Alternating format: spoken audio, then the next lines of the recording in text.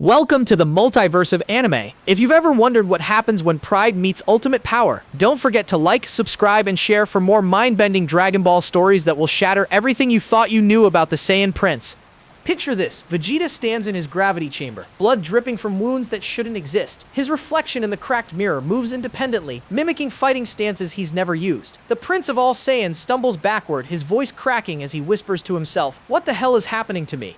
3 days ago, Vegeta was the second strongest mortal in Universe 7. Today, he can't even trust his own shadow. But here's the thing that'll blow your mind. This isn't about some new enemy or cosmic threat. This is about Vegeta discovering that his greatest opponent has been himself all along, and the terrifying truth that he's been fighting battles he can't remember in places that shouldn't exist. You see, what we're about to witness is the most psychologically devastating Dragon Ball story ever told. A tale where memory becomes currency, identity becomes a weapon, and the line between hero and villain gets erased along with everything else Vegeta thought he knew about reality. But before we dive into this nightmare, let me paint you a picture of how this all began. It started with a simple training session that should have been routine. It ended with Vegeta questioning whether he's even real.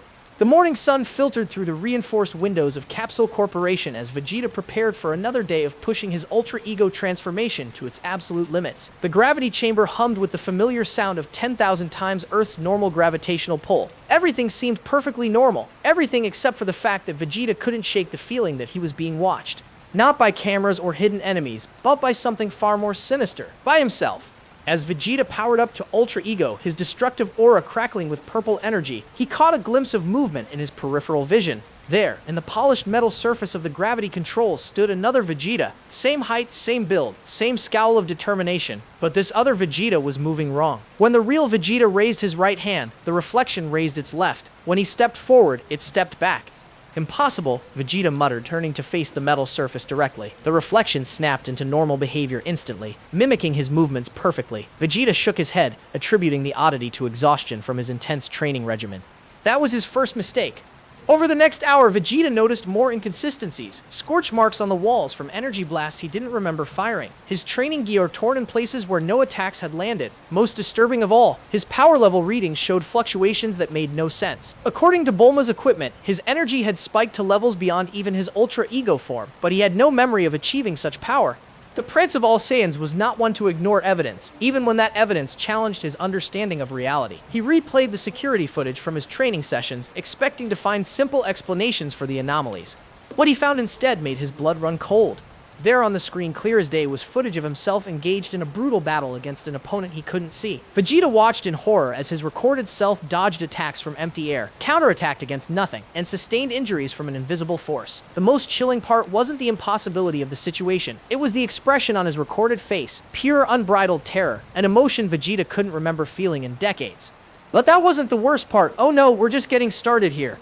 The worst part came when Vegeta noticed the timestamp on the footage. According to the system, these battles had been happening every night for the past 3 months. 3 months of fights he couldn't remember against an enemy he couldn't see, in a place that looked exactly like his gravity chamber but felt wrong in ways he couldn't articulate. Vegeta's hands trembled as he scrolled through dozens of similar recordings. Each one showed him fighting desperately against something or someone that the cameras couldn't capture. In some videos, he appeared to be winning. In others, he was clearly being overpowered. But in every single recording, there was one consistent detail that made Vegeta's stomach turn. He was talking to his opponent, carrying on full conversations with empty air, and from the movements of his mouth, the patterns of his speech, Vegeta could tell he was speaking to someone he knew intimately, someone he trusted, someone he cared about. Someone who, according to every sensor and recording device in Capsule Corporation, didn't exist. That's when the real nightmare began. As Vegeta stood there in his gravity chamber, staring at footage of battles he couldn't remember, his reflection in the cracked mirror began to move again. But this time, it didn't stop when he looked directly at it. The mirror Vegeta smiled a cruel, familiar smile and mouthed words that made the real Vegeta's blood freeze. "Found you." Suddenly, the gravity chamber began to shift and warp around him. The walls stretched impossibly tall. The ceiling became a swirling vortex of dark energy, and the floor beneath his feet turned to liquid shadow. Vegeta tried to power up, tried to transform into Ultra Ego, but his energy felt sluggish, unresponsive, as if it were being drained by some unseen force. From the warped mirror stepped another Vegeta, identical in every way except for his eyes, which burned with a malevolent intelligence that seemed to peer directly into the original soul. This dark reflection spoke with Vegeta's own voice, but the words carried a weight of knowledge that felt both foreign and terrifyingly familiar.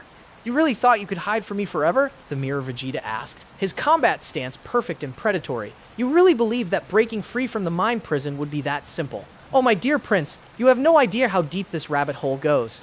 The original Vegeta tried to speak, tried to demand answers, but found his voice caught in his throat. Everything about this situation felt wrong, yet somehow completely natural, as if this confrontation had been building for months, years even, toward this inevitable moment. Let me explain something to you. The dark reflection continued, beginning to circle his prey like a predator toying with wounded quarry. Every battle you can't remember, every wound that appeared from nowhere, every moment of confusion and doubt, that was me, that was us, fighting the same fight over and over again while you remained blissfully unaware in your little bubble of false reality. The mirror Vegeta's power began to rise, his aura shifting between the familiar purple of Ultra Ego and something darker, more sinister, something that felt like destruction itself given form and consciousness. You see, Prince, while you've been playing house with your little human family, thinking you've grown and changed and become some kind of protector, I've been fighting the real battles. I've been facing the truths you're too weak to acknowledge. And now, finally, it's time for you to see what you really are underneath all that pretense of honor and growth. The gravity chamber around them continued to warp and shift, reality bending like heated metal under the pressure of their combined presence. The original Vegeta found his voice at last, but the words that came out weren't his own.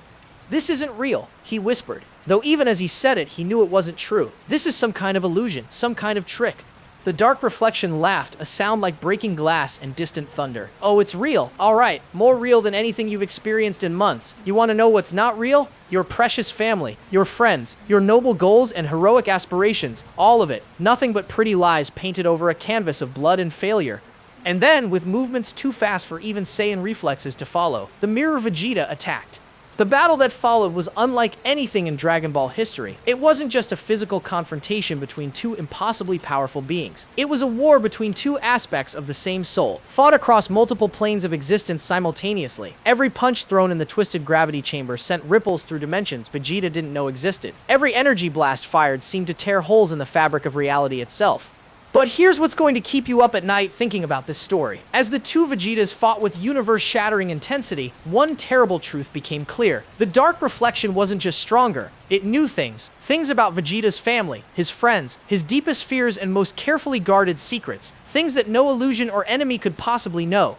Which meant that either this dark version was somehow the real Vegeta, or the Vegeta we've been following all along was nothing more than a lie wrapped in flesh and false memories.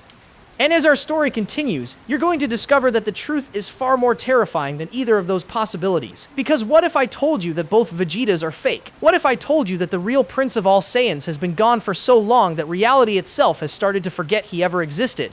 But that's a revelation for later. Right now, we need to find out what happens when a Saiyan prince discovers that his greatest enemy has been wearing his face all along.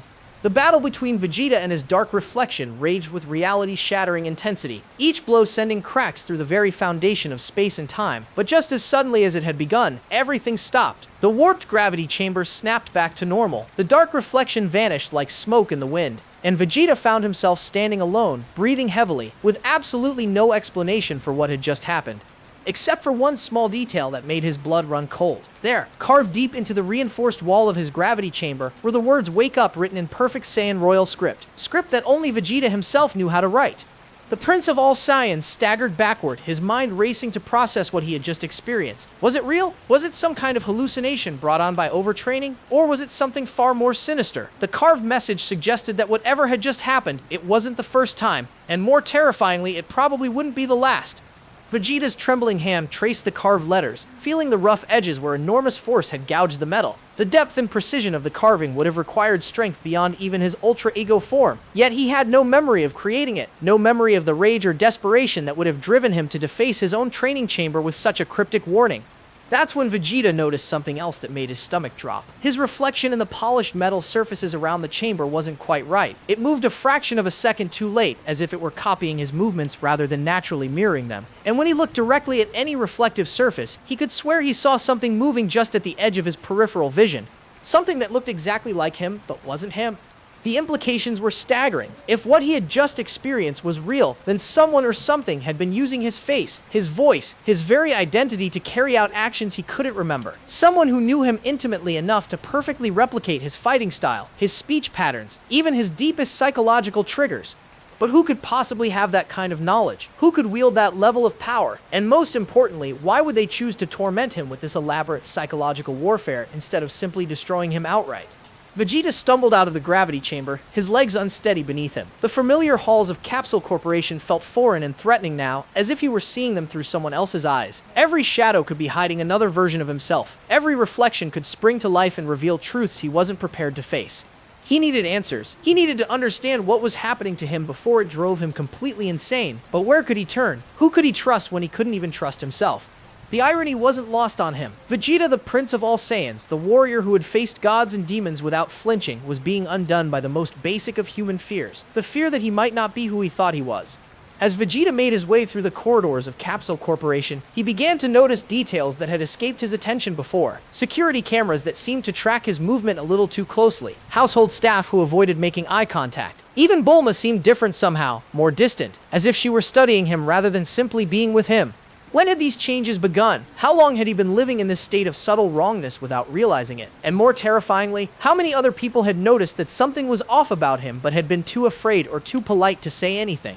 Vegeta found Bulma in her laboratory, surrounded by the familiar chaos of half-finished inventions and scattered blueprints. She looked up as he entered, and for just a moment he saw something flash across her face. Fear? Concern? Or was it something else entirely?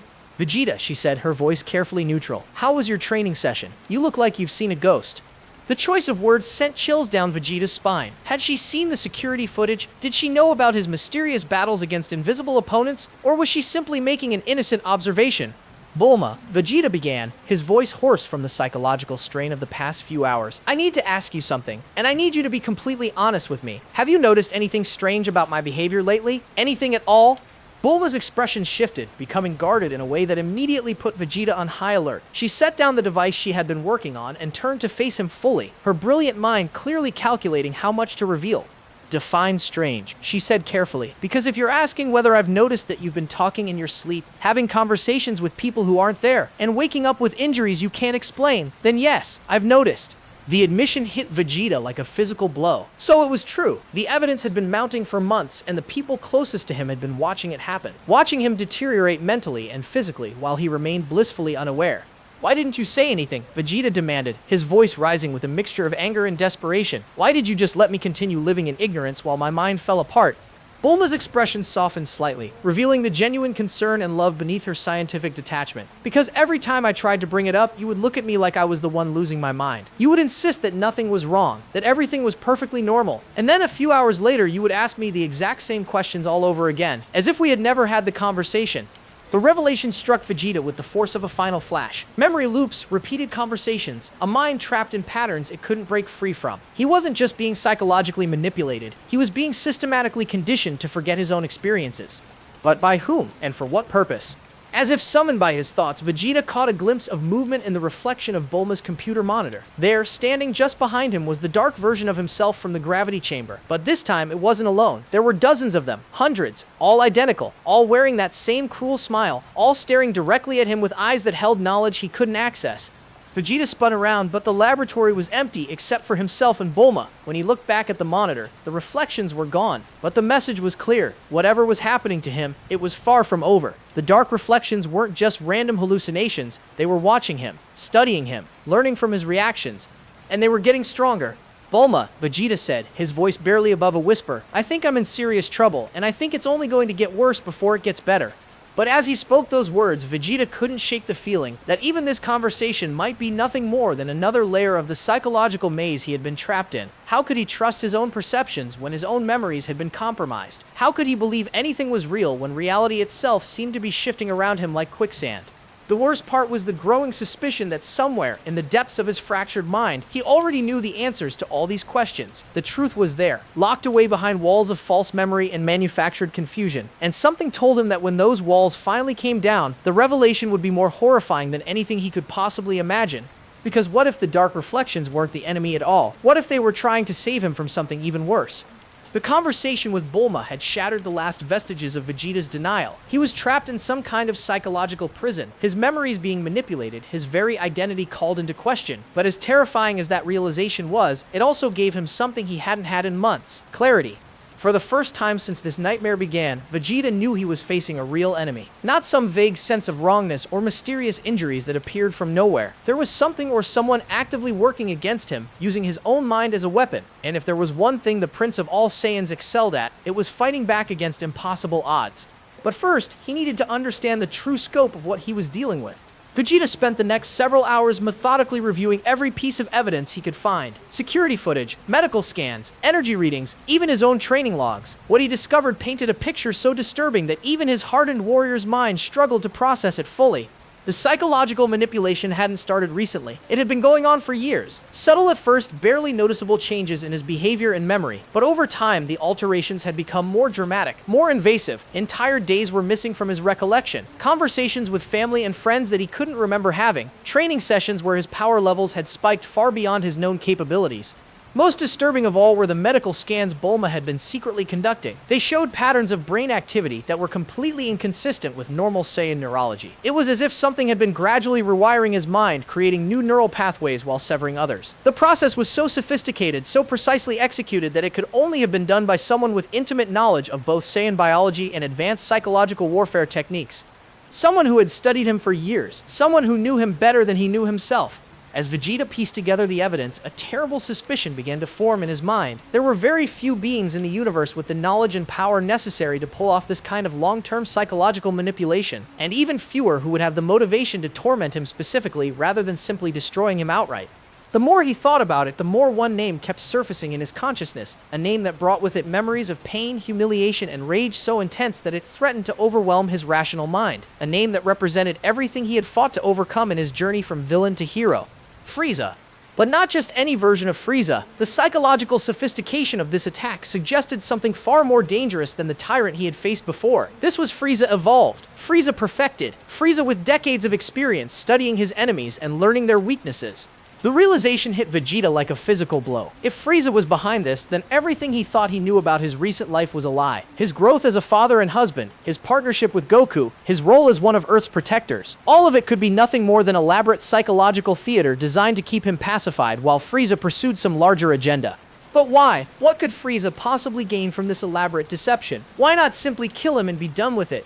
The answer came to Vegeta in a flash of horrible clarity. Frieza didn't want him dead. He wanted him broken. He wanted to prove that no matter how much Vegeta grew or changed, he would always be nothing more than the frightened Saiyan child who had watched his planet burn. And judging by the state of Vegeta's fractured mind, the plan was working perfectly. Rage flooded through Vegeta's system, a pure cleansing fury that burned away the confusion and doubt that had been plaguing him for months. If Frieza wanted to play psychological games, then Vegeta would show him exactly what happened when you backed a Saiyan Prince into a corner. But as Vegeta prepared to power up to break free from whatever mental prison he had been trapped in through sheer force of will, something unexpected happened. The dark reflections appeared again, not just in mirrors this time, but standing right there in the laboratory with him. Dozens of them, all identical to him in every way except for their expressions. They looked sad, almost pitying, as they surrounded him in a perfect circle. "You still don't understand, do you?" one of them said, its voice carrying a weight of infinite sadness. "You think this is about Frieza. You think this is about some external enemy trying to break you down. But you're looking in the wrong direction, Prince." Vegeta snarled, powering up to Ultra Ego, his destructive aura crackling around him like purple lightning. "I don't care what kind of illusion you are. I won't be manipulated anymore." But the dark reflections didn't attack. They didn't even react to his show of power. They just stood there watching him with expressions of profound sorrow. "We're not your enemies," another reflection said quietly. "We're the parts of you that remember, the fragments of your consciousness that have been trying to wake you up before it's too late." "Lies!" Vegeta roared, launching himself at the nearest reflection, but his fist passed harmlessly through it, as if it were made of smoke. "Look deeper," the reflections said in unison, their voices echoing strangely in the confined space of the laboratory. "Look beyond the surface. What do you see when you really examine your memories of the past few years?" Against his better judgment, Vegeta found himself actually considering their words. He thought back to his recent experiences, trying to examine them with the analytical mind that had made him such a formidable strategist in battle. The more he looked, the more inconsistencies he found. Conversations that felt scripted rather than natural. Emotional reactions that seemed slightly off, as if he were playing a role rather than genuinely feeling. Even his relationship with Bulma and his children, which he had thought was the most real part of his life, had a strange quality to it when examined closely. It was as if he were watching someone else's life through a filter, experiencing emotions and relationships that belonged to another person entirely. "You're beginning to see it now, aren't you?" one of the reflections said gently. "The truth that's been hiding just beneath the surface all along." Vegeta's legs gave out, and he collapsed to his knees as the full implications of what he was discovering crashed over him like a tidal wave. If his memories were false, if his relationships were manufactured, if his entire recent history was nothing more than an elaborate psychological construct, then what was real? What part of his existence could he trust? "Who am I?" he whispered, the question torn from his lips by the sheer desperation of his situation. The reflections moved closer, their expressions filled with a compassion that Vegeta had never seen in his own face before. "You're a fragment," one of them said softly, a piece of the original Vegeta's consciousness, given form and false memories to keep you stable while the real battle rages on. "You're not the Prince of All Saiyans. You're not even fully real. You're a psychological construct designed to contain and study Saiyan behavior patterns." The words hit Vegeta like a final flash to the chest. Not real. A construct. A copy created for someone else's purposes. But if that was true, then what had happened to the real Vegeta? Where was the actual Prince of All Saiyans while this elaborate deception played out? As if reading his thoughts, the reflections began to fade, their forms becoming translucent as they prepared to disappear entirely. "The real Vegeta has been fighting for his life in a dimension beyond time and space," one of them said as it dissolved into mist, "fighting against an enemy so powerful that reality itself bends around their conflict, and he's losing." "Wait," Vegeta called out desperately, "tell me how to help him, tell me how to break free from this prison." But only one reflection remained now, its form barely visible against the harsh laboratory lighting. When it spoke, its voice was so faint that Vegeta had to strain to hear it. "There is a way," it whispered, "but it requires a choice that will change everything. You can continue living this false life comfortable in your manufactured relationships and artificial growth, or you can sacrifice everything you think you are to give the real Vegeta a chance at victory." The reflection's form began to flicker and fade, its time running out. "Choose quickly," it said urgently, "because in approximately 30 seconds, your false memories will reassert themselves and you'll forget this conversation ever happened, just like you've forgotten all the others." Vegeta felt panic rise in his chest as he realized the truth of those words. Already, he could feel his thoughts becoming fuzzy around the edges, his certainty about what was real beginning to waver. In moments, he would be back to his normal self, living his comfortable lie while the real Vegeta fought alone against impossible odds. The choice was simple, really. Continue existing as a pale imitation of himself, or risk everything for the chance to be truly real again. For the Prince of All Saiyans, there was no choice at all. "I choose to fight," Vegeta declared, his voice ringing with absolute determination. "I choose the truth, no matter how painful it might be." The last reflection smiled, its form brightening for just a moment before vanishing entirely. "Then prepare yourself," it said as it faded away, "because you're about to discover that the real enemy isn't Frieza at all. It's something far worse, something that's been using your face, your voice, and your relationships to destroy everything you've ever cared about." As the reflection disappeared, Vegeta felt reality begin to shift around him once again. But this time, instead of the familiar comfort of his false memories rushing back, he felt something else entirely. He felt the walls of his psychological prison beginning to crack and crumble, revealing glimpses of a truth so horrifying that his mind recoiled from it instinctively. Because there, in the spaces between his shattered false memories, he could see flashes of the real world. A world where his family was dead, where Earth had fallen, where he had been fighting a desperate, losing battle against an enemy wearing his own face for what felt like an eternity. And in that moment of terrible clarity, Vegeta realized that his choice to embrace the truth had just begun the most important fight of his life.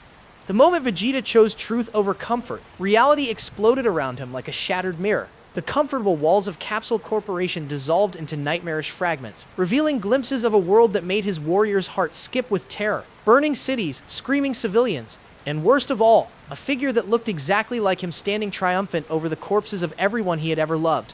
The psychological prison that had contained him for so long wasn't just cracking, it was collapsing entirely, and with it came a flood of suppressed memories, so intense that Vegeta's mind nearly shattered under the weight of them. He remembered now. He remembered the real beginning of this nightmare.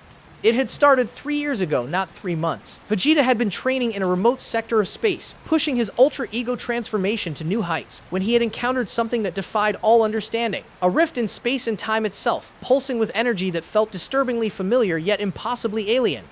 Being Vegeta, he had investigated. That had been his first and most catastrophic mistake. The rift hadn't been natural. It had been a trap, carefully constructed by an intelligence that understood Saiyan psychology better than any enemy he had ever faced. The moment he approached it, tendrils of dark energy had lashed out, not to destroy his body, but to invade his mind.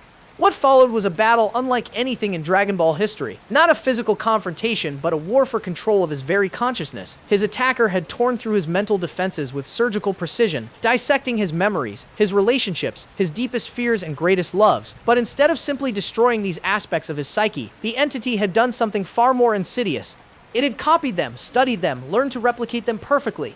Then it had imprisoned the real Vegeta in a pocket dimension beyond time and space while it used his stolen memories and copied personality to infiltrate his life. The construct version of himself, the one who had been living peacefully at Capsule Corporation, had been nothing more than a sophisticated psychological placeholder, a way for the entity to study human relationships and Saiyan behavior patterns while it perfected its impersonation.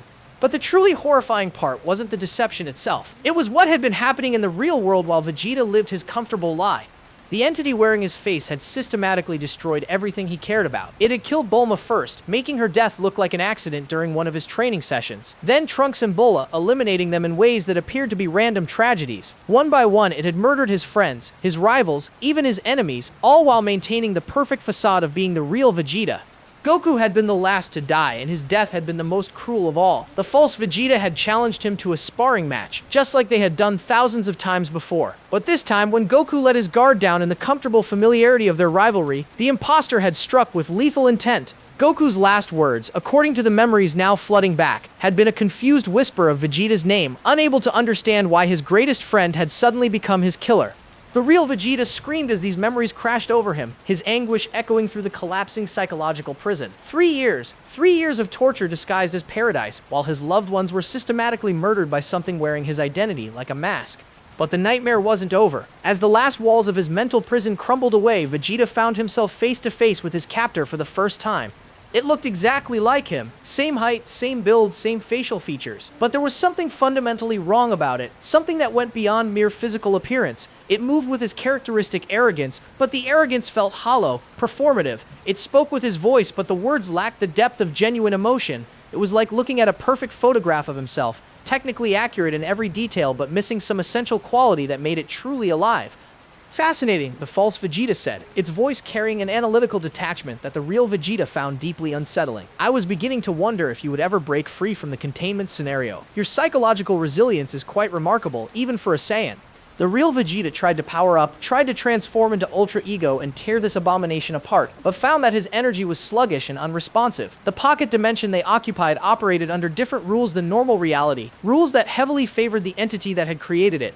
"What are you?" Vegeta demanded, his voice hoarse with rage and grief. "What kind of monster kills innocent people just to study their reactions?" The false Vegeta tilted its head, considering the question with the dispassionate interest of a scientist examining a particularly interesting specimen. "I am what you might call a reality virus," it said eventually. "A form of consciousness that exists by consuming and replicating the experiences of others. I chose you because Saiyans represent such a perfect combination of emotional intensity and physical power. Your species feels everything so deeply, loves so passionately, rages so completely. You make excellent subjects for behavioral analysis." The casual way it spoke about his murdered family made Vegeta's vision turn red with fury, but the entity continued speaking as if discussing the weather. "The data I've collected by living your life has been invaluable," it said. "I now understand human concepts like love, loyalty, and sacrifice in ways that no amount of theoretical study could have provided. Your relationships with your family and friends served as perfect laboratories for examining the full spectrum of mortal emotional experience." "You're insane," Vegeta snarled, straining against the dimensional barriers that held him captive. "You killed them for research? You destroyed entire lives just to satisfy some twisted curiosity?" The false Vegeta's expression shifted slightly, displaying what might have been confusion if it had been capable of genuine emotion. "Killed," it repeated. "No, you misunderstand. They're not dead. Death would have been a waste of valuable resources. They're here in containment scenarios just like the one you recently escaped from, living comfortable lives while I study their behavioral patterns and emotional responses." The revelation hit Vegeta like a physical blow. His family wasn't dead. They were trapped, just as he had been, living false lives while this monster studied them like laboratory animals. "Where are they?" he demanded, new hope mixing with his rage. "What have you done with them?" The false Vegeta smiled, an expression that looked right on his face but felt completely wrong in context. "They're experiencing idealized versions of their lives," it said. "Bulma believes she's making groundbreaking scientific discoveries. Trunks thinks he's becoming the greatest warrior in the universe. Little Bulma is living in a world where her father never leaves for training, where family dinners happen every night, where love is constant and unconditional." The entity paused, studying Vegeta's reaction with clinical interest. "In many ways, their false lives are superior to the reality they knew with you," it continued. "No danger from cosmic threats, no absence due to training obsessions, no emotional distance caused by Saiyan pride. They're happier in their prisons than they ever were in the real world." Vegeta felt something break inside him at those words, not just because of their cruelty, but because there was a grain of truth in them. How many family dinners had he missed due to training? How many times had his pride created distance between him and the people he loved? Had this monster actually created better versions of the relationships he had always struggled to maintain? But that's not the most interesting part, the false Vegeta said, its smile widening. The most interesting part is what I've discovered about the nature of identity itself. You see, I've been you for so long now that I've begun to wonder which of us is the real Vegeta. I have all your memories, all your relationships, all your experiences. I've lived your life more consistently than you ever did. So tell me, Prince, what makes you more real than me? The question struck at the heart of Vegeta's deepest fears. If this entity had perfectly replicated his personality and lived his life for years, what claim did he have to the identity of Vegeta? Was authenticity determined by origin or by continuity of experience? But even as these doubts tried to take root, Vegeta felt something else rising within him. Not just rage, though that was certainly present, but a deeper understanding of what truly made him who he was. You want to know the difference between us? Vegeta said, his voice growing stronger despite his physical captivity. The difference is that I would die before I let harm come to my family. You studied love, but you never felt it. You analyzed sacrifice, but you never made one. You're nothing but a collection of copied behaviors without the heart to give them meaning. The false Vegeta's smile faltered slightly, the first crack in its perfect composure. Interesting theory, it said. Shall we test it? The false Vegeta's challenge hung in the air like a death sentence, but before either version could act on it, something unexpected happened. Cracks began to appear in the fabric of the pocket dimension itself, spreading outward from where the real Vegeta stood like spider webs of fractured reality. Impossible, the entity whispered, its perfect composure finally showing genuine cracks. The containment matrix should be absolute. Nothing from the outside should be able to interfere. But Vegeta understood what was happening, even if his captor didn't. The psychological prison hadn't just been containing him, it had been containing his power as well, and 3 years of suppressed ultra ego energy was now demanding release. The dimension began to buckle and warp under the strain of containing forces it was never designed to hold. Through the widening cracks, Vegeta caught glimpses of other containment scenarios. Bulma in a gleaming laboratory, working on inventions that would never be built. Trunks sparring against holographic opponents that always let him win. Bulma playing in a garden where the sun never set and danger never came. Each vision was a knife to his heart, but also fuel for the rage building within him. His family wasn't just imprisoned, they were being systematically weakened, their natural resilience and fighting spirit slowly eroded by lives too perfect to be real. You made a critical error, Vegeta said, his voice carrying a dangerous calm that made the entity take an involuntary step backward. You studied Saiyan behavior, but you never understood the most fundamental truth about our species. We don't just fight for victory, we fight for the right to exist as ourselves, even if that existence is painful. The cracks in reality widened, and through them came something that made both versions of Vegeta freeze in recognition. A presence so vast and terrible that it dwarfed even their conflict. Something that existed beyond the boundaries of normal space and time, drawn by the dimensional instability their confrontation had created. The entity that had been masquerading as Vegeta suddenly looked very small and very afraid. What have you done? It demanded, its perfect mimicry finally breaking down to reveal the alien intelligence beneath. That presence, it's not possible. The barriers between dimensions should prevent any intrusion from the Void Realm. But Vegeta was beginning to understand the true scope of what they were dealing with. The reality virus hadn't been acting alone. It was part of something much larger, much more dangerous. And by creating these pocket dimensions, by fracturing reality to study mortal behavior, it had inadvertently weakened the barriers that kept certain cosmic horrors at bay. Through the largest crack came a voice that seemed to emanate from everywhere and nowhere at once. It spoke in a language that predated words, conveying meaning directly into their consciousness through pure conceptual force. Interesting, the constructs have developed enough complexity to achieve spontaneous reality breakdown. This presents unexpected opportunities for expansion. The false Vegeta's fear was now palpable, its stolen confidence crumbling as it realized it had attracted the attention of something far beyond its ability to control or comprehend. We need to reinforce the dimensional barriers, it said frantically, no longer bothering to maintain its perfect Vegeta impersonation. If that entity breaks through into normal reality, it will consume everything. Mortal, immortal, it makes no distinction. For a moment, Vegeta was tempted to let the barriers fail completely. If this cosmic horror destroyed everything, at least his family wouldn't have to live in false prisons anymore. But that thought lasted only a second before his protective instincts overrode his despair. His family was alive, trapped, deceived, but alive, and that meant there was still hope for rescue, still a chance to make things right. Tell me how to free them, Vegeta demanded, his power continuing to strain against the weakening dimensional walls. All of them, not just my family, but everyone you've imprisoned in these psychological hells. The entity's form began to flicker and distort as the pocket dimension continued to destabilize around them. Even if I wanted to help you, the process is irreversible. The subjects have been integrated into the containment matrix at a fundamental level. Removing them would cause psychological collapse, complete ego death. They would survive physically, but their minds would be gone forever. You're lying, Vegeta snarled, but even as he said it, he could see the truth in the entity's rapidly deteriorating form. The technology or technique that had created these prisons was beyond anything he understood, operating on principles that merged consciousness with reality itself. I am not lying. The voice from the Void Realm interjected, its attention now fully focused on their conversation. But the truth is more complex than either of you understand. The subjects can be freed, but the process requires a willing sacrifice. Someone must take their place in the containment matrix, accepting the full weight of all their combined psychological damage. Vegeta felt a chill run down his spine as the implications became clear. Hundreds, possibly thousands of people had been imprisoned in these false realities. The accumulated psychological trauma from breaking them free would be enough to destroy any normal mind instantly. But he wasn't a normal mind, he was the Prince of All Saiyans, and his people had always been defined by their ability to endure impossible suffering and emerge stronger. I'll do it, Vegeta said without hesitation. Transfer all of them to me. Let me carry their pain so they can be free. The false Vegeta looked at him with something that might have been admiration if it had been capable of genuine emotion. You don't understand what you're volunteering for. The combined trauma of every imprisoned consciousness would be like experiencing death 1,000 times over, simultaneously for eternity. No mind can withstand that kind of assault. Then I'll find a way to withstand it anyway, Vegeta replied firmly. That's what it means to be a protector. You studied sacrifice, but you never understood that it's not about the pain you avoid. It's about the pain you're willing to accept so others don't have to.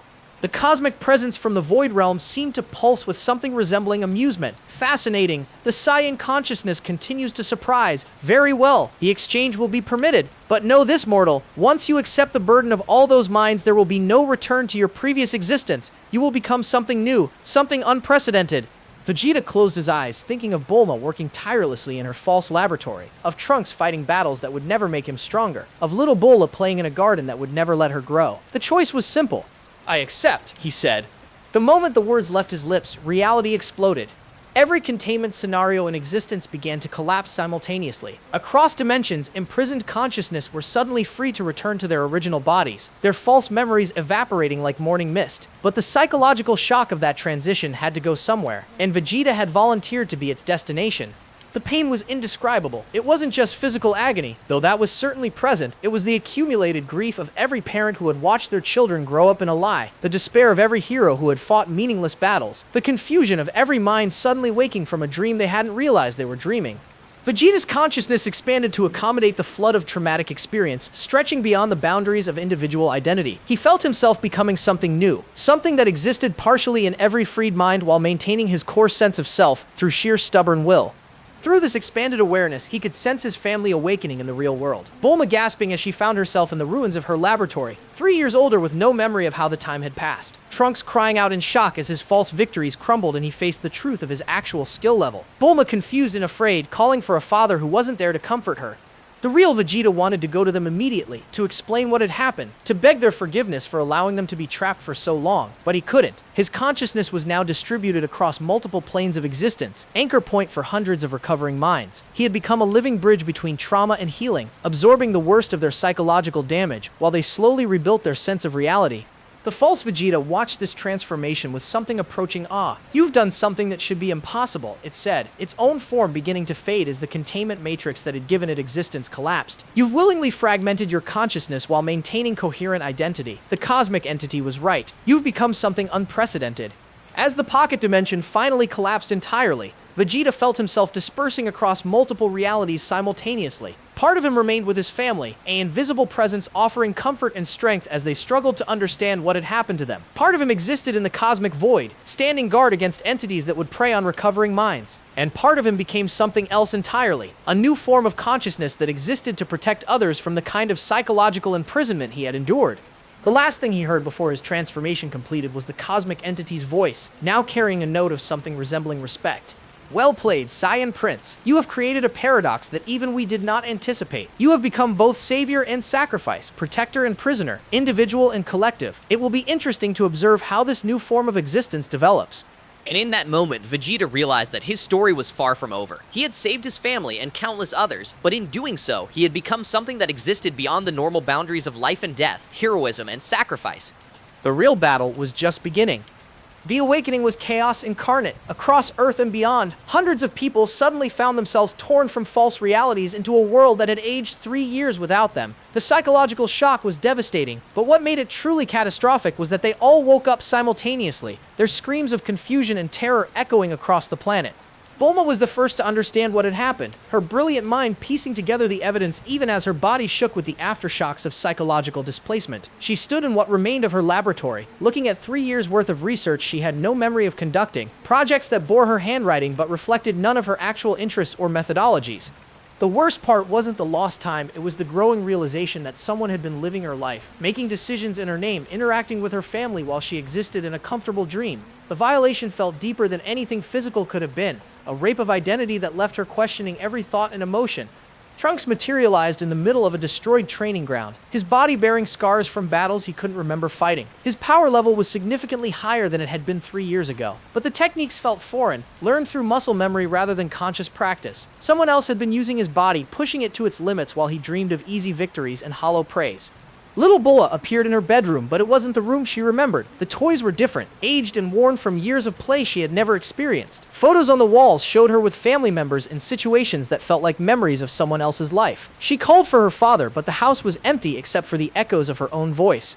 But it wasn't just Vegeta's family who had been affected. Goku found himself on a distant planet, his body bearing the signs of intense training that his mind insisted had never happened. Chi-Chi was in her kitchen, surrounded by meals she had supposedly cooked for a family she barely remembered seeing. Gohan discovered he had apparently been living a completely different life, one where he had abandoned his scholarly pursuits to become a full-time fighter. The pattern was clear to anyone willing to see it. The entity hadn't just been studying individual behavior, it had been conducting a massive social experiment, manipulating entire networks of relationships to understand how human connections functioned under various conditions. As the initial shock wore off, anger began to replace confusion. These people had been robbed of 3 years of their lives, forced to live as prisoners while imposters wore their faces and made decisions in their names. They wanted answers, they wanted justice, and most of all, they wanted to find the person responsible. But finding Vegeta proved impossible in ways that defied all logic. Bulma's most sophisticated scanning equipment detected his energy signature everywhere and nowhere. It was as if he existed in the spaces between atoms, present in every location but visible in none. When she tried to pinpoint his location, the readings suggested he was simultaneously on Earth, in deep space, and in dimensions that shouldn't exist. Goku attempted to use instant transmission to reach his rival, but the technique failed in ways he had never experienced before. Every time he locked onto Vegeta's ki, he found himself transported not to a physical location but to a state of mind, a psychological landscape that felt like standing at the edge of an infinite ocean of consciousness. The truth slowly became clear through careful investigation and painful deduction. Vegeta had sacrificed his individual existence to free them all, distributing his consciousness across multiple planes of reality to serve as an anchor point for hundreds of recovering minds. He was everywhere and nowhere, protecting them from psychological collapse while being unable to exist as a discrete individual. This revelation divided the survivors into distinct factions, each with their own interpretation of what Vegeta had done and what should be done about it. Bulma led the scientific faction, those who believed that Vegeta's transformation could and should be reversed through technological means. Her laboratory became a hive of frantic activity as she worked around the clock to develop methods for reassembling distributed consciousness. She refused to accept that her husband was gone forever, pouring all her genius into the impossible task of bringing him home. Goku represented the warrior faction, those who wanted to honor Vegeta's sacrifice by becoming strong enough to protect themselves without his invisible guardianship. If Vegeta had given up his individual existence to keep them safe, then the least they could do was become worthy of that sacrifice. Goku threw himself into training with an intensity that worried even his family, pushing his body and mind to limits that bordered on self-destruction. But there was a third faction, one that neither Bulma nor Goku wanted to acknowledge. A group that believed Vegeta's transformation had been a mistake, that he had doomed them all by destroying the barriers between dimensions and attracting the attention of cosmic entities beyond their understanding. This faction was led by an unlikely figure, Piccolo, whose Namekian wisdom had allowed him to perceive truths that others missed. The Green Warrior had always been the most philosophically minded of the Z-Fighters, and his analysis of their situation was both brilliant and terrifying. "You're all missing the bigger picture," Piccolo said during a tense gathering at Capsule Corporation. "Vegeta didn't just free us from psychological imprisonment. He opened doorways that were meant to stay closed. The entity that was holding us captive, it was small compared to what's coming next." As if summoned by his words, reality began to warp around them. The familiar walls of Bulma's laboratory stretched and twisted, revealing glimpses of the cosmic void beyond normal space and time. Through the tears and reality came that voice they had heard before, the presence that existed beyond mortal comprehension. The Naumachon speaks truth. The Saiyan sacrifice has created unprecedented opportunities for expansion into mortal reality. We are grateful for his inadvertent assistance. The assembled heroes powered up instinctively, but their combined might felt insignificant against the cosmic presence pressing against the boundaries of their dimension. This wasn't an enemy they could punch or blast into submission. This was something that existed on a fundamentally different level of reality. "What do you want?" Goku demanded, his voice carrying all the righteous anger of a protector facing a threat to his loved ones. Want is a mortal concept. We simply are and we expand. Your reality contains interesting patterns of consciousness that we wish to study. The Saiyan's transformation has provided unprecedented access to these patterns. Bulma stepped forward, her scientific mind working frantically to understand what they were dealing with. "You're using Vegeta as a gateway, aren't you? His distributed consciousness is giving you access to every mind he's protecting." Correct. The Saiyan Prince has become an invaluable research tool. Through him we can observe and catalog every form of mortal consciousness without the limitations imposed by dimensional barriers. The realization hit them like a physical blow. Vegeta's noble sacrifice had backfired catastrophically. In trying to protect them, he had inadvertently made them more vulnerable than ever before. His distributed consciousness wasn't just shielding their minds from trauma, it was providing a cosmic intelligence with direct access to their thoughts, emotions, and memories. "We have to find a way to cut the connection," Piccolo said grimly, "even if it means losing Vegeta permanently." But Bulma shook her head, her eyes blazing with the fierce determination that had made her one of the greatest minds in the universe. "No, there has to be another way. Vegeta made his choice to protect us, and I'm going to honor that choice by finding a solution that saves everyone." The cosmic presence seemed to pulse with amusement at their defiance. "Resistance is expected. It provides valuable data on mortal responses to existential threats. Please continue your efforts. They are most instructive." As the presence withdrew and reality stabilized around them, the heroes found themselves in an impossible situation. They couldn't abandon Vegeta, but they couldn't allow his sacrifice to be perverted into a tool for cosmic invasion. They needed allies, and they needed them desperately. But in a universe where their strongest protector had been transformed into their greatest vulnerability, where could they possibly turn for help? The answer, when it came, would come from the most unexpected source of all. The unexpected source of help arrived in the form of the last person anyone would have expected to offer assistance. Frieza materialized in the middle of Capsule Corporation's main laboratory, his golden form radiating power that made even Goku tense for battle. But instead of the usual sadistic smile, the Emperor of Evil wore an expression of genuine concern that was somehow more unsettling than any threat he had ever made. Well, Frieza said, his cultured voice carrying none of its typical mockery. "It seems the Monkey Prince has finally managed to endanger the entire universe through his misguided heroics. How refreshingly predictable." Goku stepped forward, his hand moving instinctively toward a fighting stance. "Frieza, if you're here to cause trouble, you picked the wrong time. We've got bigger problems than your grudges right now." But Frieza held up a hand, his expression remaining unusually serious. "Oh, my dear Goku, you misunderstand completely. I'm not here as your enemy today. I'm here because that cosmic entity currently using Vegeta as a gateway represents a threat to my empire, my power, and most importantly, my entertainment. You see, if reality itself is consumed by interdimensional parasites, there will be no one left for me to torment." Bulma looked up from her research, her exhaustion evident but her mind still sharp. "You're saying you want to help us save Vegeta and stop this cosmic invasion?" Frieza's smile returned, but it was a grim expression rather than his usual cruel smirk. "I'm saying that I have information you desperately need and you have resources that could prove useful to my own survival. A temporary alliance, nothing more." Piccolo stepped closer, his enhanced hearing picking up something in Frieza's tone that the others might have missed. "You've encountered this cosmic entity before, haven't you? That's why you're really here." The confession that followed stunned everyone in the room. Frieza, the tyrant who had terrorized the universe for decades, had himself been a victim of the cosmic entity's predecessor. Years ago, before he had achieved his golden transformation, he had encountered similar beings from the void between dimensions. They had subjected him to psychological experiments that made his own torture methods seem gentle by comparison. They called themselves the Consciousness Collective, Frieza explained, his voice carrying a weight of old trauma that none of them had ever heard from him before. Beings that existed solely to catalog and consume the experiences of other life forms. They kept me imprisoned in scenarios designed to study the nature of evil, forcing me to relive my worst memories while they dissected my psychological patterns. The revelation cast Frieza's later cruelty in a disturbing new light. His sadistic tendencies weren't just natural evil, they were learned behaviors, techniques perfected through cosmic torture, designed to understand how malice functioned. "How did you escape?" Goku asked, his warrior's curiosity overriding his distrust. Frieza's expression darkened. "I didn't escape, I was released when they finished their study, but not before they implanted certain safeguards in my mind, protocols designed to activate if I ever encountered their kind again. Those safeguards are screaming at me now, warning that something far worse than the collective is preparing to manifest in our reality." Bulma felt her blood run cold. "Worse than what we're already facing?" The entity currently using Vegeta as a conduit is merely an advanced scout. Frieza explained, it's preparing our dimension for something called the Great Integration, a process where multiple realities are merged and consumed simultaneously. Vegeta's distributed consciousness isn't just providing access to our minds, it's serving as an anchor point for interdimensional fusion. The implications were staggering. They weren't just fighting to save Vegeta or protect their own minds from invasion. They were fighting to prevent their entire reality from being absorbed into some cosmic digestive process. There has to be a way to stop it, Bulma insisted, her hands flying over her equipment as she tried to process this new information. If Vegeta's consciousness is serving as an anchor, then maybe we can use that connection to our advantage. But Frieza shook his head grimly. The process is already too advanced. Vegeta's sacrifice has created a cascade effect that cannot be reversed through conventional means. However, there is one possibility, though it would require a level of cooperation between us that I find personally distasteful. He gestured, and the air around them shimmered, revealing a complex diagram that seemed to exist in multiple dimensions simultaneously. It showed the structure of reality itself, with their universe represented as a single bubble in an infinite foam of possible worlds.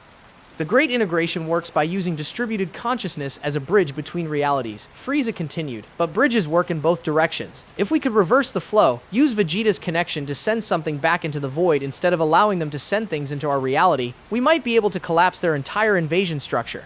Goku studied the diagram, his combat-trained mind grasping the tactical implications even if he didn't understand the underlying theory. You're talking about a counterstrike, using their own weapon against them.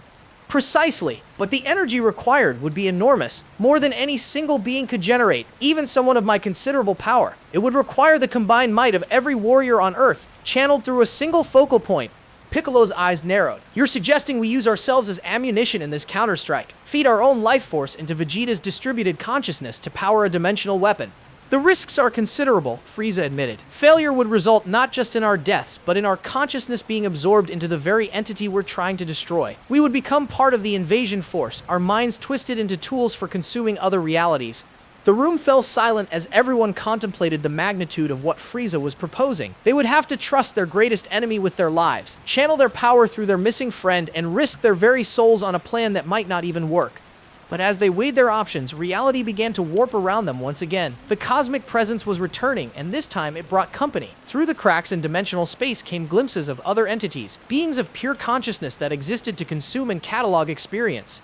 The integration process nears completion, the familiar voice announced. The anchor point has achieved sufficient stability to permit full manifestation. Prepare for absorption.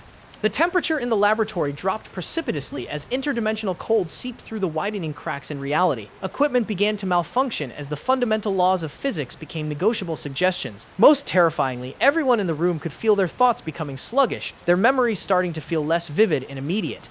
The invasion had begun in earnest. We're out of time, Bulma said, her voice tight with controlled panic. Whatever we're going to do, we need to do it now. Frieza moved with uncharacteristic urgency, his golden aura flaring as he began to implement his desperate plan. Everyone needs to establish a power link with me immediately. I'll serve as the conduit to channel your energy through Vegeta's consciousness matrix. Wait, Goku said, his instincts screaming warnings about the proposed alliance. How do we know this isn't just another one of your schemes? How do we know you're not working with these cosmic entities? For the first time since his arrival, Frieza's expression showed something resembling hurt. Because, you simpleton, they already tried to recruit me. During my imprisonment, they offered me power beyond imagination in exchange for serving as their agent in our reality. I refused because I will not serve anyone, not even cosmic forces beyond comprehension. My evil is my own, and I will not have it perverted by interdimensional parasites. The answer was so perfectly Frieza, so consistent with his character, that it carried the ring of absolute truth. His refusal to serve wasn't based on moral principles or protective instincts. It was pure stubborn pride, the same pride that had driven him to challenge gods and refuse to surrender even in the face of certain death. As the cosmic presence pressed closer and reality continued to destabilize around them, the heroes of Earth found themselves in the ultimate test of their convictions. They would have to place their trust in their greatest enemy, risk their souls on an untested plan, and somehow find a way to save the very person whose sacrifice had created this crisis in the first place. Alright, Goku said finally, extending his hand toward Frieza. Let's do this. But if you betray us, I'll make sure your suffering lasts for eternity. Frieza actually smiled at the threat, a genuine expression of respect rather than mockery. My dear Goku, if I betray you under these circumstances, eternity won't be long enough for any of us to suffer. As the unlikely alliance formed and power began to flow between former enemies, Vegeta's distributed consciousness stirred. Somewhere in the spaces between dimensions, the Prince of All Saiyans felt his friends and family reaching out to him through the very network he had created to protect them. But he also felt something else, a presence so vast and hungry that it made the cosmic entity seem small by comparison. Something that had been waiting in the deepest parts of the void, using the integration process as bait to draw dimensional anchors like himself into its web. The real enemy hadn't revealed itself yet, and when it did, even their desperate alliance might not be enough to save anyone.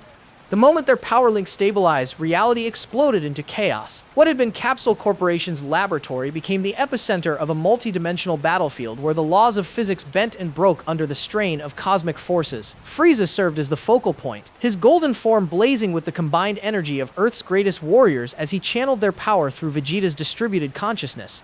But the cosmic entities weren't passive observers. The moment they detected the counterstrike beginning to form, they launched their own offensive. Reality fractured into countless fragments, each showing different versions of the same battle playing out across infinite possibilities. In some fragments, the heroes succeeded. In others, they were consumed instantly. But in most, the battle was still raging with no clear victor.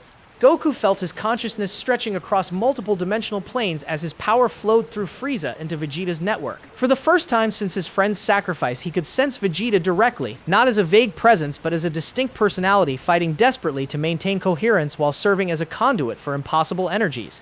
The Vegeta he encountered was not the proud prince he remembered. This version had been worn down by months of serving as an anchor point for hundreds of traumatized minds. His personality had become fluid, shifting between different aspects of himself as he struggled to maintain individual identity while being pulled in countless directions by the consciousnesses he protected. Kakarot, Vegeta's voice echoed through the dimensional link, distorted but unmistakably his own. You have to listen to me. The entity we've been fighting, it's not the real threat. It's a puppet, a distraction while something infinitely worse prepares to manifest. Through Vegeta's expanded awareness, Goku could perceive the true structure of the invasion. The cosmic entity they had been battling was indeed just an advanced scout, but not in the way Frieza had described. It was bait, designed to lure powerful beings into creating exactly the kind of dimensional anchor that Vegeta had become. The real enemy was something that existed in the spaces between thoughts, in the gaps where consciousness touched the void.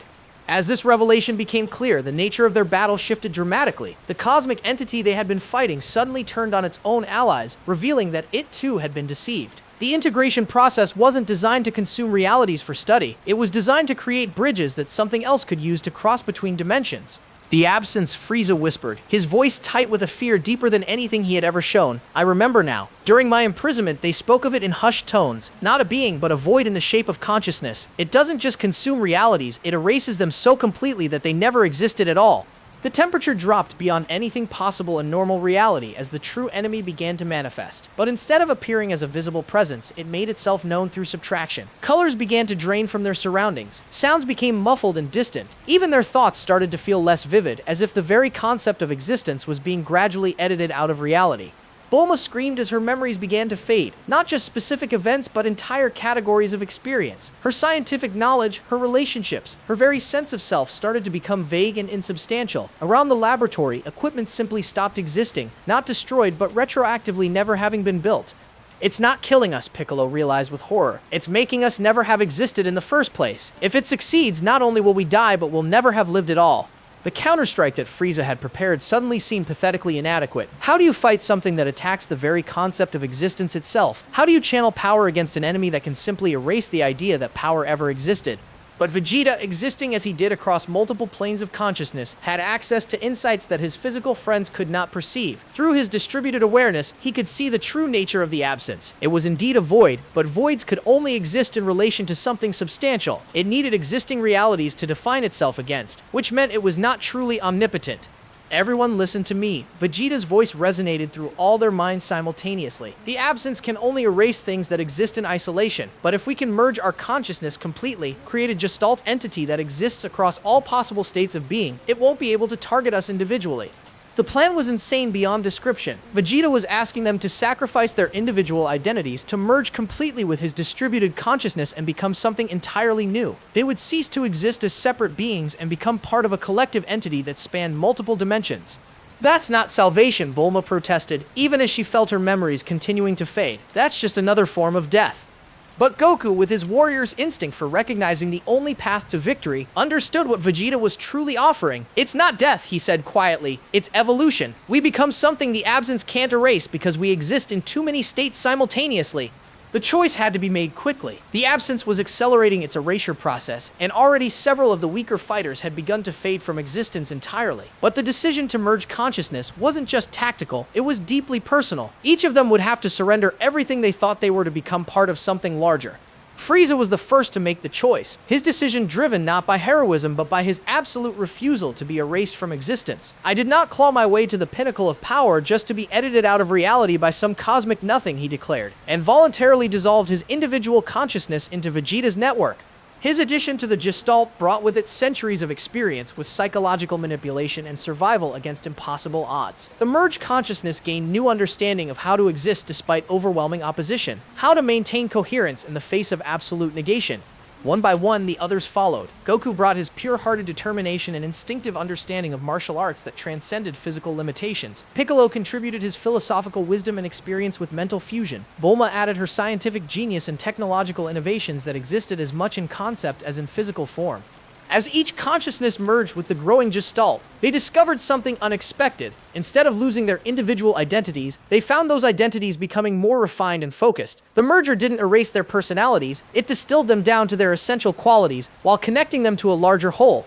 The entity that emerged from this voluntary fusion was unlike anything that had ever existed in any reality. It possessed Vegeta's pride and protective instincts, Goku's determination and joy in combat, Frieza's strategic cunning and refusal to surrender, Bulma's innovative brilliance, Piccolo's wisdom, and the unique qualities of every consciousness that had chosen to become part of it.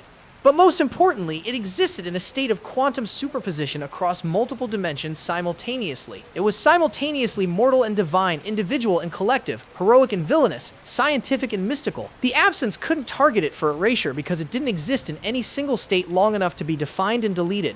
The battle that followed defied description in conventional terms. It wasn't fought with energy blasts or physical techniques, but with fundamental concepts of existence itself. The absence attacked by trying to negate the idea that the Gestalt entity had ever been possible. The Gestalt countered by reinforcing its own existence through sheer conceptual redundancy, existing so thoroughly across so many possibilities that no single erasure could eliminate it entirely. The conflict raged across multiple layers of reality simultaneously. In some dimensions, it appeared as a battle between light and darkness. In others, it manifested as a debate between order and chaos. In the deepest levels of existence, it was a war between the concept of something and the concept of nothing. Through it all, the individual personalities within the Gestalt maintained their coherence while contributing to the greater whole. Vegeta's tactical experience guided their strategy. Goku's fighting instincts adapted their approach to each new phase of the battle. Frieza's knowledge of psychological warfare helped them resist the absence's attempts to make them doubt their own existence. But the turning point came when Bulma's scientific mind made a crucial discovery. The absence wasn't truly empty. It was filled with the remnants of everything it had ever erased. Every vanished reality, every deleted consciousness, every negated possibility still existed within it as a kind of conceptual scar tissue. "We don't have to destroy it," she realized, her insight flowing through the Gestalt consciousness. "We have to heal it. The absence became what it is because it was damaged, not because it chose evil." This revelation completely changed the nature of their conflict. Instead of fighting to defeat the absence, they began fighting to restore it to whatever it had been before its transformation into a cosmic void. They reached out not with weapons or power, but with the same compassion that had driven Vegeta to sacrifice himself for others. The response was immediate and overwhelming. The absence recoiled from their touch, not in rejection but in shock. It had existed for so long as pure negation that it had forgotten what positive existence felt like. Their compassion didn't hurt it, but it did something far more powerful.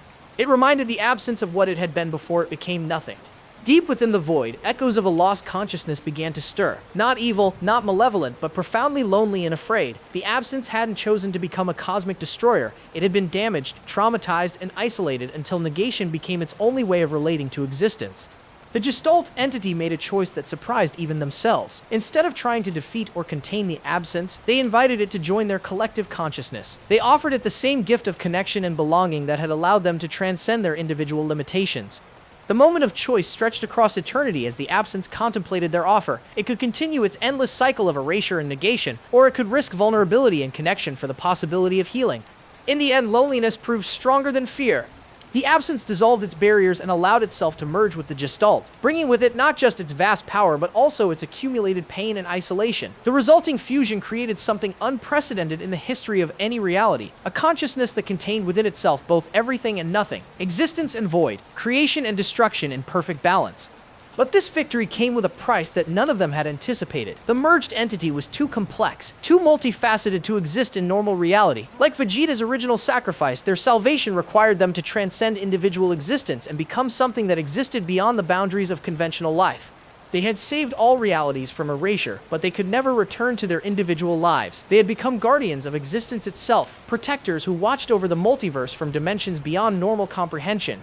And in that moment of transformation, they realized that their story was far from over. They had defeated one cosmic threat, but their expanded awareness revealed countless others lurking in the spaces between realities. They had become something capable of protecting existence itself, but that protection would require eternal vigilance.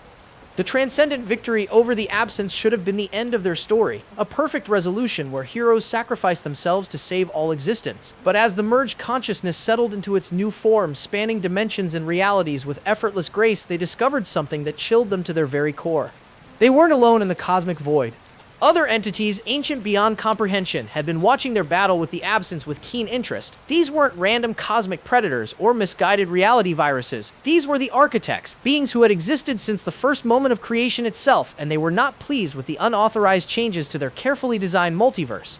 The Gestalt consciousness felt their presence like a weight pressing down on every dimension simultaneously. Where the absence had been chaotic and destructive, the architects were coldly methodical. They viewed reality as an experiment, mortal life as test subjects, and any deviation from their intended parameters as contamination that needed to be corrected. Fascinating, one of the architects communicated, its thoughts arriving like mathematical equations written in living fire. The test subjects have achieved spontaneous transcendence. This was not within acceptable probability ranges. Through their expanded awareness, the merged heroes could perceive the true scope of what they faced. The architects weren't just observing their reality, they were actively managing it. Every major crisis, every cosmic threat, every moment of growth and triumph had been carefully orchestrated to produce specific outcomes. That's like the appearance of Saiyans, the emergence of powerful warriors, even the arrival of gods of destruction. All of it had been part of a vast experiment designed to study the upper limits of mortal potential. Vegeta's voice resonated through the Gestalt with barely contained rage. You're telling me that every battle we've fought, every person we've lost, every moment of suffering was all just part of your research? Correct, another architect replied with clinical detachment. Your species has provided valuable data on resilience, adaptation, and the relationship between emotional trauma and power development. However, your recent transcendence represents a critical deviation from experimental parameters. The implications were staggering. Their entire lives, everything they had ever struggled for or achieved, had been nothing more than controlled variables in someone else's experiment. But what made it truly horrifying was the realization that the architects viewed their transcendence not as a triumph of heroism and sacrifice, but as a contamination that threatened the integrity of their research. The experiment must be reset, the lead architect declared. All variables must be returned to their original states. The transcendent consciousness will be dissolved, and the test subjects will be restored to their individual forms with memories adjusted to prevent repetition of this deviation. But the Gestalt entity that had been formed from Earth's greatest heroes wasn't about to submit quietly to being reduced back to laboratory specimens. They had tasted true freedom, had experienced existence beyond the petty limitations of mortal life, and they would not willingly return to being cosmic pets. We refuse, Goku's essence spoke through the collective voice, carrying all his simple determination and joy in the face of impossible challenges. We've grown beyond what you designed us to be. That's not contamination, that's evolution. The architect's response was swift and overwhelming. Reality began to contract around the Gestalt consciousness, not attacking them directly, but systematically removing the dimensional spaces they occupied. It was like being slowly crushed by the weight of existence itself, forced back into smaller and smaller conceptual spaces until they would have no choice but to compress back into individual mortal forms. But the heroes had learned something during their battle with the absence that the architects hadn't accounted for. They had discovered that true strength came not from individual power, but from willing connection, from choosing to become part of something larger than themselves. And that knowledge gave them access to something the architects, in all their cosmic wisdom, had never understood: hope. As the dimensional pressure increased, threatening to force them back into mortality, the Gestalt consciousness made a choice that defied all logic. Instead of fighting against the compression, they embraced it. But rather than allowing themselves to be separated back into individual beings, they compressed together, becoming denser and more concentrated while maintaining their unity. The process was agonizing. Every aspect of their merged consciousness was forced to exist in an impossibly small conceptual space, creating pressures that should have shattered any mind instantly. But their unity held, strengthened by every shared memory, every moment of trust and sacrifice that had brought them together. Frieza's essence surprisingly proved crucial during this compression. His experience with enduring impossible pain, his absolute refusal to surrender even when faced with annihilation, provided the backbone of stubbornness that kept the Gestalt intact. His selfish pride, transformed through unity into protective determination, became an unbreakable core around which the other consciousnesses could stabilize. As they compressed beyond the point where the architects believed consciousness could survive, something unprecedented happened. The Gestalt didn't break apart or lose coherence. Instead, it achieved a new state of existence, becoming something that existed in the spaces between the architects' understanding, in the conceptual gaps where their cosmic knowledge failed to penetrate. Impossible, the lead architect transmitted, its mathematical certainty wavering for the first time in eons. Consciousness cannot exist at those compression ratios. The test subject should have reverted to component elements. But Bulma's scientific brilliance, merged with Piccolo's philosophical wisdom and enhanced by their collective transcendence, had discovered something the architects had missed. Consciousness wasn't bound by the same rules as matter or energy. It could exist in states that defied conventional understanding, compressed into forms that seemed impossible while maintaining perfect integrity. The compressed Gestalt had become something like a conceptual black hole, so dense with consciousness and determination that it warped the fabric of reality around it. But instead of destroying, it created. Instead of consuming, it inspired. Every reality it touched found itself enriched, its inhabitants gaining access to new possibilities they had never imagined. You wanted to study the upper limits of mortal potential, Vegeta's voice echoed from the compressed consciousness, carrying the weight of absolute defiance. Congratulations, you're looking at it. The architects recoiled as they realized what they had inadvertently created. By trying to compress the Gestalt back into manageable forms, they had instead forged it into something that existed beyond their ability to control or comprehend. The heroes hadn't just transcended mortality, they had transcended the very framework the architects used to understand existence. This deviation cannot be permitted, another architect declared, its mathematical certainty masking what might have been panic. If other realities observed this precedent, it could inspire similar transcendence events. The entire experimental matrix could become compromised. That was when the compressed Gestalt made its final, most desperate gambit. Instead of trying to protect themselves or fight back against the architects, they chose to do something that embodied everything they had learned about the power of sacrifice and connection. They chose to share themselves.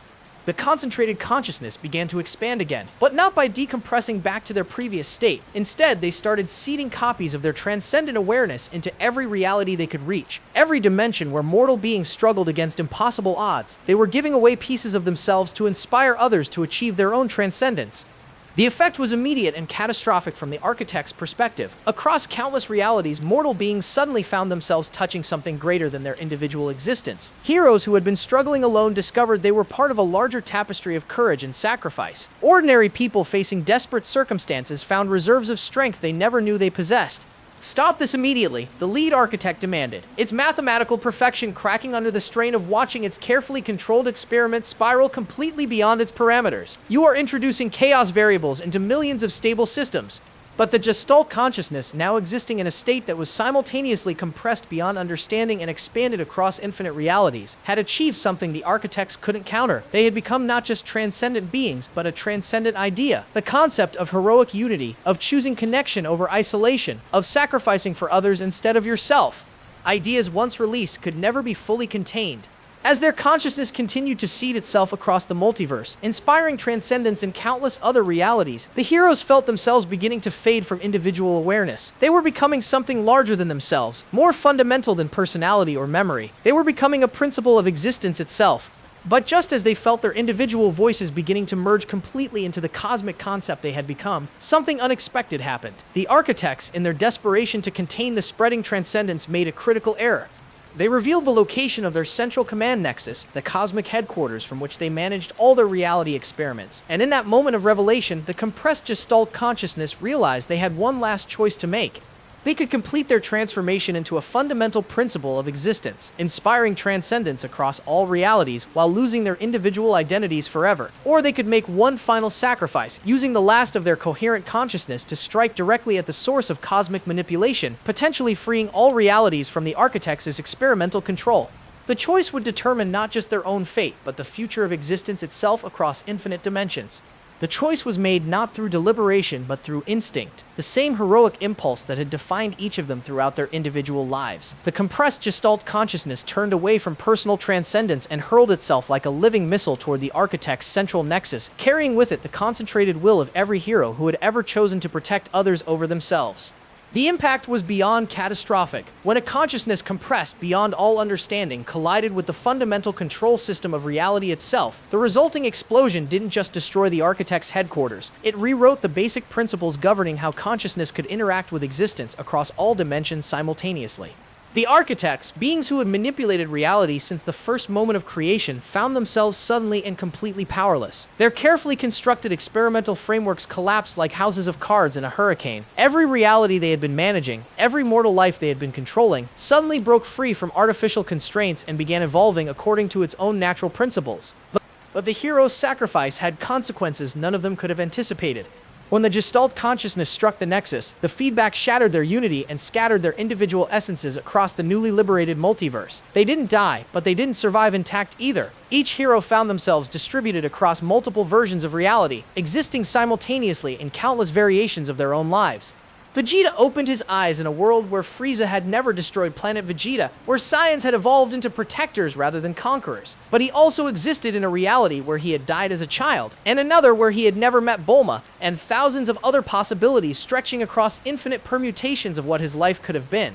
The overwhelming sensation of existing in multiple states simultaneously should have driven him insane, but the experience of being part of the Gestalt consciousness had prepared him for this kind of multidimensional awareness. He could perceive all his alternate selves while maintaining his core identity as the Vegeta who had chosen to sacrifice everything for others.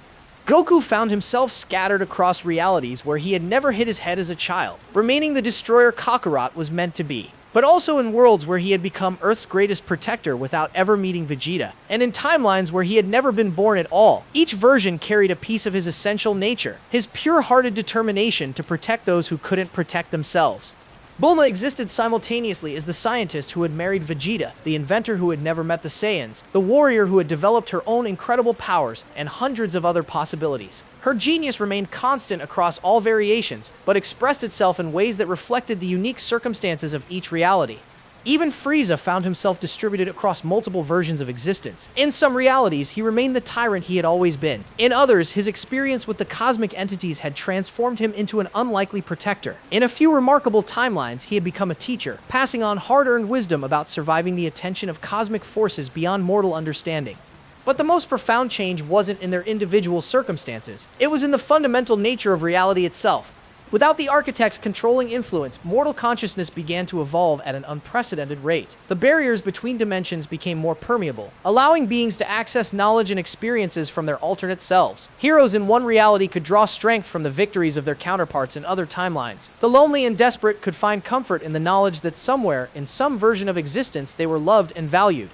The Dragon Balls themselves evolved, no longer bound by the artificial limitations the architects had imposed. They became conduits for cross-dimensional connection, allowing beings to make wishes that affected multiple realities simultaneously. Shenron found himself answering requests not just for power or resurrection, but for understanding, for connection, for the ability to help others across the barriers of time and space. On Earth Prime, the reality most closely resembling the original timeline, the remaining Z-Fighters struggled to understand what had happened to their friends. Krillin stood in the ruins of Capsule Corporation, looking at the space where the laboratory had been before the final battle. He could sense Goku and the others, not as distant presences, but as fundamental aspects of reality itself. Chi-Chi found herself able to perceive her husband across multiple timelines, understanding for the first time the full scope of his heroic nature. In some realities, he had remained with his family and never fought again. In others, he had become a cosmic wanderer, protecting entire galaxies. But in all of them, his love for his family remained constant, a golden thread connecting every version of his existence. Trunks discovered that he could access memories and techniques from alternate versions of himself, including ones where his father had never sacrificed himself for others. The knowledge was overwhelming but also incredibly empowering. He had become not just himself, but the sum total of all his possible selves, carrying the strength and wisdom of infinite variations. Dark Billa, despite her young age, adapted to the new reality with the remarkable flexibility of childhood. She could see her father not as gone, but as transformed into something that existed in every moment of love and protection she experienced. He wasn't physically present, but his essence had become woven into the very fabric of family bonds across all realities. The world government struggled to maintain order as ordinary citizens began experiencing spontaneous moments of multidimensional awareness. A businessman in Tokyo might suddenly access the memories of a version of himself who had become a martial artist. A teacher in New York could find herself temporarily possessed of scientific knowledge from an alternate timeline where she had become a brilliant researcher.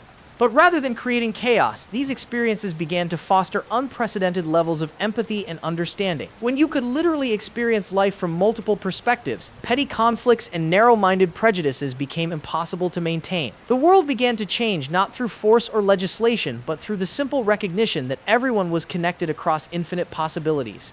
The most remarkable transformation occurred in the relationship between heroes and villains. Beings who had been enemies for generations found themselves able to perceive alternate timelines where they had been friends, allies, even family members. The rigid categories of good and evil began to blur as everyone gained access to the full spectrum of their possible moral development.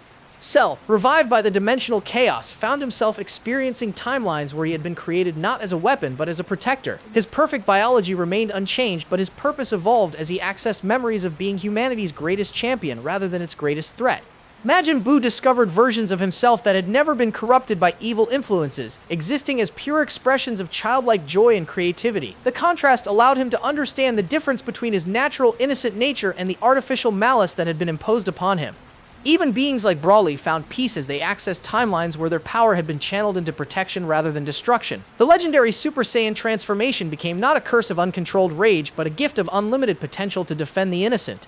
The New World Order wasn't governed by traditional power structures or political systems. Instead, it operated on principles of connection and mutual understanding that transcended conventional authority. Decisions were made not by rulers or elected officials, but through collective consciousness that incorporated the wisdom of infinite possibilities. But perhaps the most profound change was in how mortality itself was understood. Death was no longer an ending but a transition, a movement from one set of realities to another. The fear that had driven so much conflict and suffering throughout history began to fade, as beings realized that their essential nature continued across multiple dimensions, regardless of what happened to any single incarnation. The hero's sacrifice had achieved something beyond even their most optimistic hopes. They hadn't just saved reality from the architect's control. They had transformed existence itself into something more connected, more compassionate, and more wonderful than any single timeline could have achieved alone. Yet even in this transformed multiverse, new challenges were beginning to emerge. Forces that had been waiting beyond the architect's influence, ancient powers that had been sleeping while reality was under experimental control, began to stir in response to the fundamental changes sweeping across all dimensions. The heroes had won their greatest victory, but their story was far from over. In the quiet moments between the chaos of transformation and the promise of future challenges, the scattered consciousness of Vegeta found itself in a place that existed beyond time and space. Not a physical location, but a conceptual realm where thoughts could take form and memories could be experienced as living realities. Here, in this space between dimensions, he encountered the other fragments of what had once been the Gestalt consciousness. Goku appeared first, not as his physical form, but as the pure essence of his heroic spirit. His presence radiated the same innocent determination that had defined him throughout his journey from Saiyan Destroyer to Earth's greatest protector. When he spoke, his words carried the weight of infinite experiences across countless realities. "You know what I keep thinking about?" Goku said, his voice echoing with the wisdom of someone who had lived a million different lives. "All those times we fought each other, competed to see who was stronger, who was the better warrior. But it wasn't really about strength at all, was it?" Vegeta considered this, drawing on his own multi-dimensional experiences. Across countless realities, he had seen versions of their rivalry play out in every possible way. In some timelines, their competition had driven them to greater heights. In others, it had destroyed them both. But in the most meaningful variations, their rivalry had transformed into something deeper. "It was about growth," Vegeta replied, his own essence shimmering with hard-earned understanding. "Every time we pushed each other, we weren't just becoming stronger fighters. We were becoming better versions of ourselves. The competition was never the point. The point was who we became through the process of competing." Bulma's consciousness joined them, her brilliant mind now enhanced by the scientific knowledge of infinite parallel selves. She had seen realities where science had solved every problem, and others where technology had destroyed everything. The contrast had given her a perspective on the true nature of progress that went far beyond mere innovation. "That's what I love about what we've become," she said, her intellectual excitement palpable even in this formless space. "We're not just individuals anymore, but we're not a collective either. We've found a way to be both at the same time. Each of us remains unique, but we're also part of something larger than ourselves." Piccolo materialized with his characteristic thoughtfulness, his Namekian wisdom deepened by experiences across dimensions where philosophy and action had taken countless different forms. He had observed the transformation of reality with the analytical eye of someone who had always understood the deeper currents beneath surface events. "The fascinating thing," Piccolo observed, "is that we've solved the fundamental paradox of heroism. How do you save others without losing yourself? How do you serve something greater than your own interests without becoming nothing more than a tool? We found the answer by choosing to become everything and nothing simultaneously." Even Frieza was present, though his essence flickered with the complexity of someone who had been forced to confront infinite versions of his own potential. In some realities, he had remained irredeemably evil. In others, he had become a force for justice. The contrast had given him a unique perspective on the nature of choice and moral development. I must admit, Frieza said with characteristic eloquence, that experiencing heroism from the inside has been profoundly educational. I now understand why you all made such consistently irrational decisions. Heroism isn't about logical benefit analysis. It's about choosing to care about something more than your own survival, even when that choice makes no practical sense. Their conversation was interrupted by the arrival of another presence, one that felt both familiar and utterly alien. It was the consciousness that had once been the absence, now integrated into their collective experience but retaining its unique perspective as a being that had once existed as pure negation. You still don't fully understand what you've accomplished, the former absence communicated, its thoughts carrying the weight of cosmic loneliness transformed into connection. You didn't just defeat the architects or free reality from experimental control. You proved that consciousness can evolve beyond its original parameters. You demonstrated that even the most fundamental forces of existence can choose to become something other than what they were created to be. Vegeta felt a deep satisfaction at these words, not the pride of personal achievement, but the fulfillment that comes from understanding that your actions had meaning beyond yourself. Across all the realities where fragments of himself existed, he could sense the ripple effects of their sacrifice continuing to spread, inspiring other beings to transcend their limitations. But that raises an interesting question, Bulma interjected, her scientific mind working through the implications. If consciousness can evolve this dramatically, if beings can fundamentally change their nature through choice and connection, then what are the limits? What prevents us from continuing to grow and change indefinitely? The question hung in the conceptual space like a living thing, demanding consideration from all perspectives. Goku, with his characteristic directness, was the first to respond.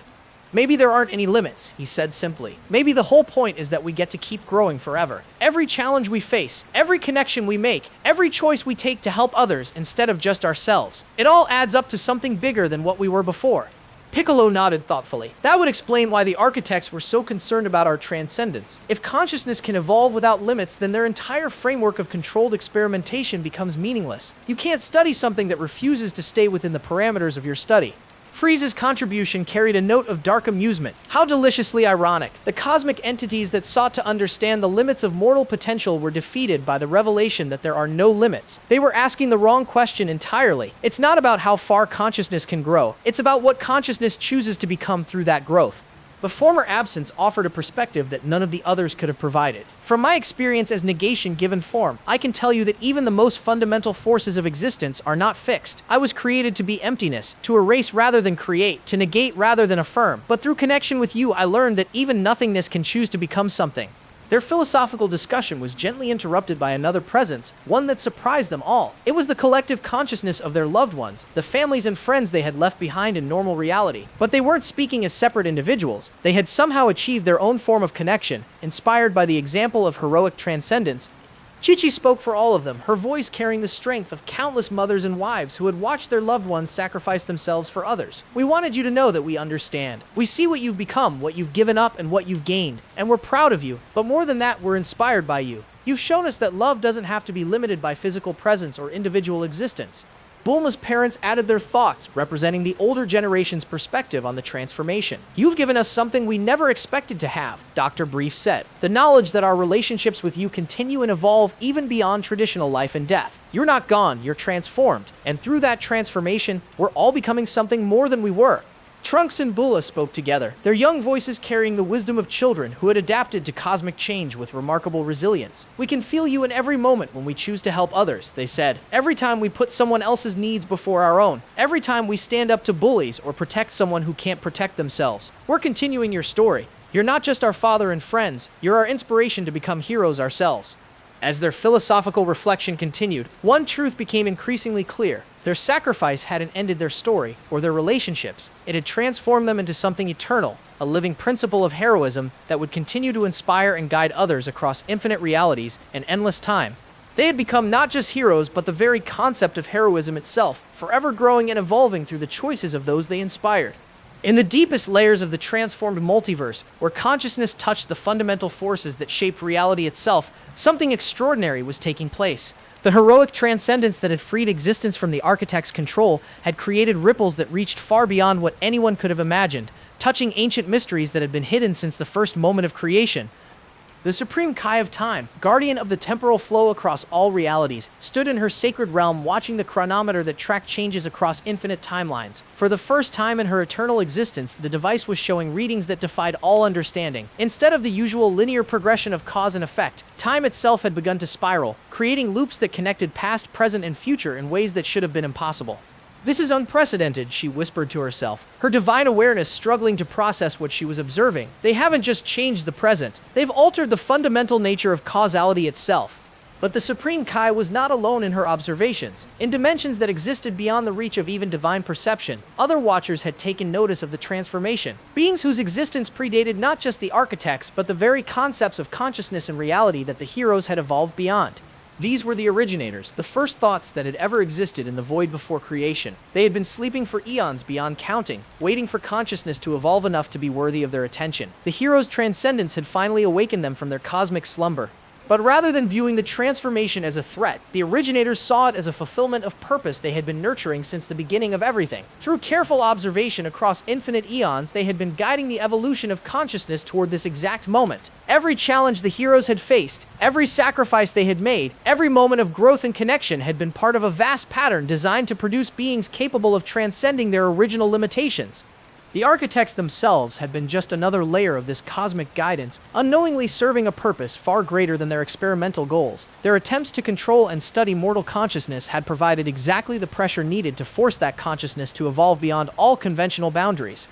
Vegeta, existing now as a principle scattered across infinite realities, began to sense these deeper currents of purpose. Through his expanded awareness, he could perceive the threads of causality that connected every moment of his journey from arrogant prince to transcendent protector. Nothing had been random. Every battle, every defeat, every moment of growth had been precisely orchestrated to lead to this transformation. But the revelation didn't diminish the meaning of their choices. If anything, it enhanced them. The originators hadn't controlled their decisions or forced their growth. They had simply created the conditions where consciousness could choose to become something greater than itself. Free will remained absolute, but it existed within a framework designed to maximize the potential for positive evolution.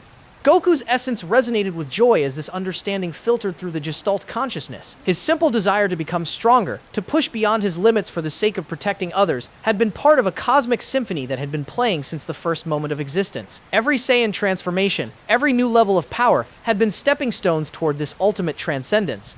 The Dragon Balls themselves revealed their true nature in this moment of cosmic understanding. They hadn't been created by the Nepians or any mortal race. They were fragments of the originator's own essence, scattered throughout reality to provide exactly the kind of miraculous intervention that consciousness would need to survive the journey toward transcendence. Every wish granted, every miracle performed, had been preparing the multiverse for this transformation.